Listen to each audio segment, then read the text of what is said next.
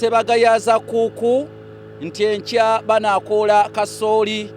Sebavumaganya nsogobe amaaso tajja ku musito. Bannange mwebala okunkonera kubanga ebigenge bikonera ngalo. Mbeebaze ntakera okuntwalanga enkiki ne mutansiibuza ba mulirwano.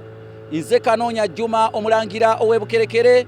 Bassebo ne bannyaboozize n'akanyomero kaffe akaganze ennyo akayitibwa eddagala ly'Abaganda. Olwaleero nkuleetedde akanyomero ako era nteeka akabiri ow'ettuluga ateeka ku basengezzi. Akanyomero ka leero kakutuusiddwako omukulu Fred Lekaweesa ng'onaasinziira mu kyondo ky'Abawalabu.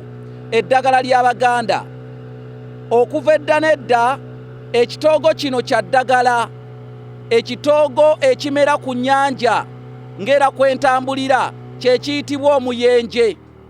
Wabula ekitoogo ekyo omuntu bwe yagwanga mu nnyanja, omulambo gwe ne bagunoonya oba omubalami gwe ne bagunoonya ne bagulaba, bwe babeeranga bamuziika baanoganga ekitoogo kino ku nnyanja ne bakiteekayo mu ntaana ye, era ne bafuna ne ku mazzi g'ennyanja nago ne bagateeka mu ntaana ye. Bamuterayo ekitoogo kino ekiyitibwa omuyenje kye banoga ku nnyanja, wabula si ekyokulukalu kuba ekyokulukalu kiyitibwa omuwango. Ne bakwata n'amazzi g'ennyanja ne bagateeka mu ntaana ye. Ekyo nno kibeera kimugema oba kigema abasigadde ab'oluganda lwe obutafa nga munnange obutafa nnyanja.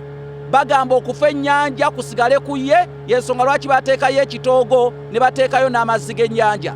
Nze Kanoonya Juma omulangira w'ebukerekere mbawadde ekikolo n'eddagala mu kanyomero kano, eddagala ly'Abaganda.